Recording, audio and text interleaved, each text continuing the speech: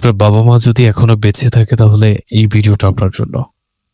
আমি আশা করছি যে আপনি আমার এই কথাগুলো সম্পূর্ণ শুনবেন ইনশাআল্লাহ। আমি আপনাকে এটাও বলছি যে এই ভিডিওটা শুধু আপনার সামনে আসেনি।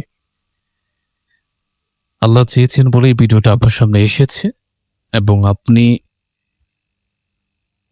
আশা করছি আপনি আমার এই কথাগুলো শুনবেন। যেহেতু আল্লাহ চেয়েছে যে আপনি আমার কথাগুলো শুনেন।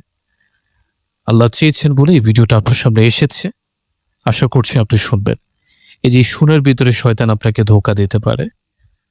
কারণ শয়তান কখনো চায় না যে মানুষ ভালো কিছু করুক, হ্যাঁ, ভালো পথে চলুক, ভালো কথা শুনুক। এই কথাগুলো শয়তান কখনো চায় না। কারণ শয়তান আল্লাহর সাথে চ্যালেঞ্জ করছিলেন যে আল্লাহ, আপনি যেহেতু আমাকে জাহান্নামে করেছেন, আমি আপনার উম্মতদেরকে আমার সাথে জাহান্নামে নিয়ে ছাড়ব। অবশ্য আল্লাহ আমাদেরকে আশ্বস্ত করেছেন যে আমরা যদি গুনাহ করি, আল্লাহর কাছে যদি আমরা ক্ষমা চাই তাহলে আল্লাহ আমাদেরকে ক্ষমা করবেন। কিন্তু সেটা একটা প্রক্রিয়ার মাধ্যমে, সেটাকে বলা হয় তওবাতুন নাসুহা। অর্থাৎ আমরা যে গুনাহটা করেছি সেটার কখনো করব না। দেখেন, আমার একটা টপিক নিয়ে আমি আলোচনা করতে বসেছি। আমার একটা টপিক নিয়ে আমি আজকে আপনাদের সাথে কথা বলবো।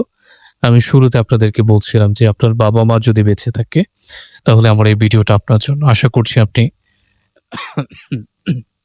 আমার সম্পূর্ণ কথাগুলো শুনবেন।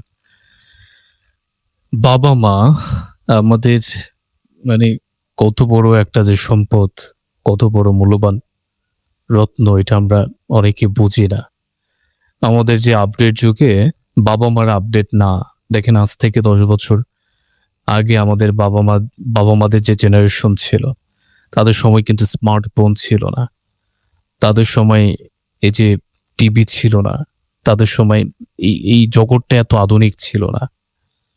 তো তারা সে আধুনিকায়নের ভেতরে তাদের জীবন অতিবাহিত করেননি। যার ফলে তারা আমরা যে আপডেট, আমরা যে আধুনিকতা লালন করি, তারা সে আধুনিকতা লালন করতে পারে না। তবে আমরা কি করি, আমাদের বাবা মাদের কথা আমাদের ভালো লাগে না। হ্যাঁ, আমরা বাবা মাদের সাথে তর্কে লিপ্ত হই। হ্যাঁ, বাবা মারা মানে অযৌক্তিক কথাবার্তা বলেন। আমরা এটা স্বীকার করি যে আমার বাবা মা অযৌক্তিক কথা বলছে, আমার মা অযৌক্তিক কথা বলছে। হ্যাঁ, আমরা সেটা জানি যে মা বুঝতে পারছে না আমি কি বলতে চাচ্ছি, তিনি সেটা বুঝতে পারছেন না। আমার বাবা বুঝতে পারছেন না, তিনি বৃদ্ধ হয়ে গেছেন। আমার মা বৃদ্ধ হয়ে গেছেন, বা তারা ইয়াং আছে কিন্তু তারা আধুনিক না। তারা আমরা যেভাবে চাচ্ছি, আমরা যেভাবে বোঝাতে চাচ্ছি, তারা সেভাবে বুঝতে পারছে না। হ্যাঁ, আমরা কি করে তাদের সাথে তর্কে লিপ্ত হই। কেন বুঝবে না আমার মা কেন আমাদের মতো হবে না? আমার মায়ের কারণে, আমার বাবার কারণে আমরা সমাজে লাঞ্ছিত হতে বলতে মানে ভাষাগত ভাবে আর কি। বাবা যেহেতু স্মার্টলি কথা বলতে পারছেন না, বাবা যেহেতু ভালোভাবে নিজেকে উপস্থাপন করতে পারছেন না, মা যেহেতু ভালোভাবে কথা বলতে পারছেন না, সেটা আমাদের কাছে একটা খারাপ লাগা কাজ করে। তো এই কাজ করাটাতে আমরা বাবা মাকে বোঝাতে যাই, মা এই কাজটা করো না বা এইভাবে কথা বলো না, সেটা অনেক হাই সাউন্ডে বলি, তর্কে লিপ্ত হয়ে। এমন তো নিউজ পেপারে এরকমও শোনা যায় যে মায়ের গায়ে নাউজুবিল্লাহ বাবার গায়ে হাত দিয়ে দিয়েছে। মানে যে সন্তানকে একটা মা গর্ভে ধারণ করেছে, যে সন্তানকে বড় করেছেন বুঝ হওয়া পর্যন্ত, নিজের পায়ে চলা, নিজের মস্তিষ্ক দিয়ে বোঝা পর্যন্ত একজন মা, একজন বাবা স্ট্রাগল করেছে, পরিশ্রম করেছে আমাদেরকে নিয়ে। সেই বুঝ হওয়ার পরেই যে মা আমাদের বুঝে এনে দিয়েছে, যে বাবা আমাদের বুঝে এনে দিয়েছে, বুঝ হওয়ার পরে তাদের উপরে আমরা রাগান্বিত হচ্ছে, তাদের উপরে আমরা আঘাত করছি পর্যন্ত এমন ঘটনা আছে। তো এই বিষয়ে মহান আল্লাহ পাক রব্বুল আলামিন পবিত্র কোরআনে 10টা আয়াতে নাজিল করেছেন। 10টা আয়াতে এই বিষয়ে আল্লাহ পাক রব্বুল আলামিন কথা বলেছেন। আমরা সুবহানাল্লাহ বলে, যদি আপনি ভিডিওটা এই পর্যন্ত দেখে থাকেন, আমি আপনার ধৈর্য ধারণের জন্য কৃতজ্ঞতা জ্ঞাপন করছি যে আপনার ধৈর্য আছে। আপনাকে শয়তান ধোঁকা দিতে পারেনি। আমি এটা স্বীকার করছি যে আল্লাহ সত্যিই চান যে আপনি এই কথাগুলো শুনেন। হ্যাঁ, তাহলে মহান আল্লাহ পাক রব্বুল আলামিন, যিনি বিশ্ব ব্রহ্মাণ্ডের মালিক, যিনি এই বিশ্ব ব্রহ্মাণ্ডের মালিক, যিনি নাসার মতো বিজ্ঞানীকে তৈরি করেছেন, যে বিজ্ঞানীরা আজকে মহাকাশ ভ্রমণ করছে, মহাকাশ নিয়ে গবেষণা করছে, যে বিজ্ঞানীরা মিসাইল তৈরি করছে, যে বিজ্ঞানীরা রকেট তৈরি করছে যা মহাকাশে চলে যাচ্ছে, চাঁদে চলে যাচ্ছে, সেই নাসা বিজ্ঞানীদের তৈরি করেছেন সেই বিশ্ব ব্রহ্মাণ্ডের মালিক আমার আপনার মহান আল্লাহ পাক রব্বুল আলামিন। তারা হয়তো বা স্বীকার করছে না, তারা স্বীকার করছে কিনা আমি জানি না। তারা স্বীকার করে আমাদের একজন স্রষ্টা আছেন, তারা এতটুকু স্বীকার করছে না, আসলে ওই স্রষ্টার প্রতি ঈমান আনছেন না, স্রষ্টা কি বলছেন সেটা তারা মানছেন না। তাদেরকে তৈরি করেছেন এই মহান আল্লাহ পাক রব্বুল আলামিন, তাদেরকে ব্রেন দিয়েছেন এই মহান আল্লাহ পাক রব্বুল আলামিন। তাও কতটুকু দিয়েছেন আমি আমি পড়েছিলাম না শুনেছিলাম আমি ঠিক জানি না, বলেছে একটা মহাসাগরের ভেতরে, আমরা আটলান্টিক মহাসাগরের কথা বলতে পারি, সেখানে একটা সুই পালানোর পরে সুইটা যখন তোলা হবে, সুইয়ের মাথায় যতটুকু পানি থাকবে এটাকে ওনাকে 3 ভাগ করে একটা ভাগ বা এতটুকু পরিমাণ ধরলাম, যে এতটুকু পরিমাণ ব্রেন আল্লাহ পাক রব্বুল আলামিন এই আমাদের ভিতরে দিয়েছেন। সেই ব্রেন দিয়ে নাসার মতো বিজ্ঞানীরা কি করছে, তাদেরকে মহান আল্লাহ পাক রব্বুল আলামিন ধরেছেন এই বিশ্ব ব্রহ্মাণ্ডের মালিক মহান আল্লাহ পাক রব্বুল আলামিন। তিনি পবিত্র কোরআনের মাধ্যমে আমাদেরকে জানিয়ে দিয়েছেন, 10টা আয়াতের মাধ্যমে, পবিত্র কোরআন 10টা আয়াতের মাধ্যমে আমাদেরকে জানিয়ে দিয়েছেন। কি জানিয়ে দিয়েছেন? মহান আল্লাহ পাক রব্বুল আলামিন সূরা আল ইশারা আয়াত নাম্বার 23-এ বলেছিলেন, তোমার রব নির্দেশ দিয়েছে যে, আল্লাহ পাক রব্বুল আলামিন নির্দেশ দিয়েছে যে তোমরা তিনি ছাড়া কারো ইবাদত করবে না, আল্লাহ ছাড়া কারো ইবাদত করবে না। আল্লাহ পাক রব্বুল আলামিন আমাদেরকে নির্দেশ দিয়েছেন জি, আমরা মহান আল্লাহ ছাড়া কারো ইবাদত করবো না ইনশাআল্লাহ, এবং পিতা মাতার সাথে সৎ ব্যবহার করবে। সুবহানাল্লাহ। আল্লাহ পাক রব্বুল আলামিন তার ইবাদতের পরে, আল্লাহ পাক রব্বুল আলামিনের ইবাদতের পরে বলছে যে পিতা মাতার সাথে সৎ ব্যবহার করার জন্য। সুবহানাল্লাহ। ভেবে দেখেছেন? আমি আবারও আপনাকে স্মরণ করে দিচ্ছি, বিশ্ব ব্রহ্মাণ্ডের মালিকই কথা বলেছে, কোন ঠুনকো আস্তাগফিরুল্লাহ। বিশ্ব ব্রহ্মাণ্ডের মালিক বলেছে যে তোমরা আমার ইবাদত করো। সূরা আল ইশারা আয়াত নাম্বার 23 কথা বলেছে। আপনি বিশ্বাস না হলে দেখতে পারেন, আর আপনি বিশ্বাস করতে হবে আপনি যদি মুসলমান হয়ে থাকেন। এই কথা বলছে, তোমরা আমার ইবাদত করো এবং পিতামাতার সাথে সদ্ব্যবহার করবে, এবং তাদের একজন অথবা উভয় তোমাদের জীবন দশায় বার্ধক্যে উপনীত হলে তাদেরকে উফ শব্দটিও বলো না, এবং তাদেরকে ধমক দিও না, বরং তাদের সাথে সম্মানজনক কথা বলো। আল্লাহ পাক রব্বুল আলামিন বলে দিয়েছেন যে তাদের ভিতরে 2জন বা একজন বার্ধক্যে উপনীত হবে, বৃদ্ধ হয়ে যাবে। বৃদ্ধ হওয়ার পরে তারা বাচ্চা সুলভ হয়ে যায়। বৃদ্ধ হওয়ার পরে আসলে তাদের ওই ব্রেইনটা সেভাবে কাজ করে না, ইয়াং বয়সে যেমন করছিল। তখন তারা একটু অগোছালো কথাবার্তা বলে। কিন্তু আমরা তো এখন দেখছি যে আমরা এখনই আমাদের বাবা মার উপর, বাবা মা ইয়াং আছে, বাবা মা ঠিক মতো কথা বলছেন, বাবা মা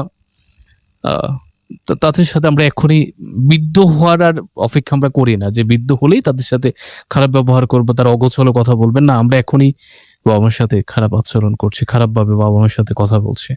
আল্লাহ পাক রব্বুল আলামিন ডিরেক্টলি বলে দিয়েছেন আমাদেরকে সূরা আল ইশারাতে। এটা একটা আয়াত গেছে, এক জায়গায় আল্লাহ পাক রব্বুল আরো বলেছে।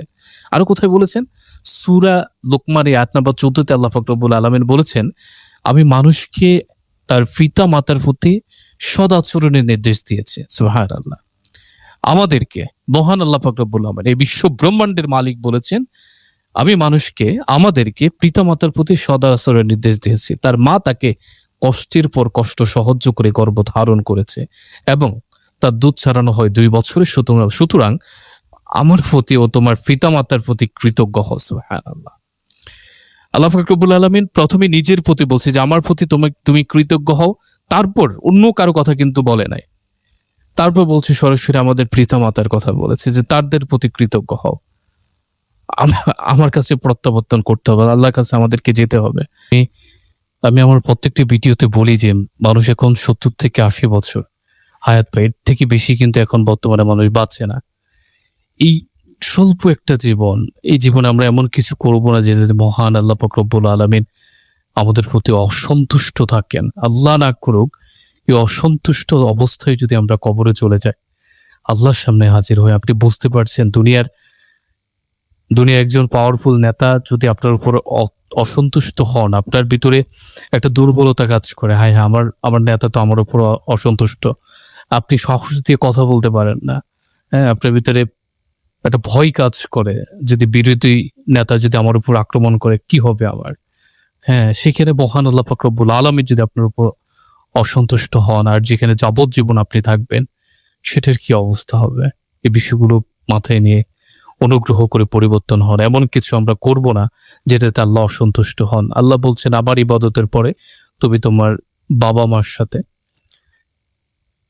সদ্য আচরণ করো, তাদের সাথে হাই সাউন্ডে কথা বলো না, এমন ভাবে কথা বলো যাতে করে তারা কষ্ট না পায়। হ্যাঁ, সেখানে আমরা দিব্যি তর্ক করছে, দিব্যি হাই সাউন্ডে কথা বলছে, এমন অনেক ঘটনা আছে। বাবা মার গায়ে পর্যন্ত হাত তোলা হচ্ছে, এরকম অনেক সংবাদ আপনারা দেখেছেন। এই কাজগুলো কখনোই করা যাবে না। আমি মাত্র 2টা আয়াতের অর্থ আপনাদের সামনে উপস্থাপন করেছি, এখনো 8টা আয়াত আছে যেগুলো বলতে গেলে খুব একটা সময়, যে বাকি আয়াতগুলো আমি পড়েছি, সবগুলো আয়াতে আল্লাহ পাক রব্বুল আলামিন পিতা মাতার সাথে সদ্য আচরণের কথা বারবার আল্লাহ পাক রব্বুল আলামিন বলেছেন। আমার এই ভিডিওগুলো আমি দাওয়াতি কাজ হিসেবে করি। আমি নিজেকে শো অফ করার জন্য করছি না যে আমি খুব কথা বলতে পারি। আমি আপনাদেরকে কি বলবো, যে যে অহংকার থেকে একটা কথা বলা, অহংকার থেকে একটা উপস্থাপন করা, আল্লাহ সাক্ষী আছেন যে আমি এই উদ্দেশ্য করছি না। আমি ইনকামের জন্য করছি না যে আমার ফেসবুকে মনিটাইজেশন আসবে, সেখান থেকে আমি অর্থ উপার্জন করবো না, আমি তার জন্য করছি না। আমি চাই যে আমার মুসলমান ভাইয়েরা, আল্লাহর বান্দা যারা আছেন, তারা এই কথাগুলো জানুক, তারা নিজেকে শুধরাক, তারা নিজেদেরকে পরিবর্তন করুক। আমি সে উদ্দেশ্যে বলছি। আর এই কথাগুলো যদি একজন মানুষ নিজের ভিতরে লালন করে, নিজেকে পরিবর্তন করেন, এতে আমার সার্থকতা, আমি আর কিছু চাই না। যদি কেউ শুনে যদি নিজের ভিতরে একটা মুহূর্তের জন্য পরিবর্তন আনেন, এটি আমার সার্থকতা, আমি আর কিছু চাই না। ভিডিওটা অনেক সময় হয়ে গেছে, আমি ক্ষমা চেয়ে নিচ্ছি যদি আপনি এই পর্যন্ত ভিডিওটা দেখে থাকেন। আমি হয়তো বা আপনার মূল্যবান সময় নষ্ট করেছি। এই সময়টা আমি আপনাকে কথা দিচ্ছি, এই সময়টা আপনার নষ্ট হয়নি। আমরা এখানে আল্লাহ আলোচনা করছিলাম, আল্লাহর বড়ত্বের আলোচনা করছিলাম, আমরা পবিত্র কোরআন আল্লাহ পাক কি বলছেন সেটা নিয়ে আলোচনা করছিলাম, সেটা আপনি শুনছিলেন, আপনার সময় নষ্ট হয়নি। অথচ একই সময় যদি একটা অশ্লীল ভিডিও দেখতেন, আপনি ভাবেন যে প্রতিটা মুহূর্তে কিন্তু আপনার একটা গুনাহ আপনার লিপিবদ্ধ হতেই থাকতো। ভালো থাকবেন। আসসালামু আলাইকুম ওয়া রাহমাতুল্লাহ।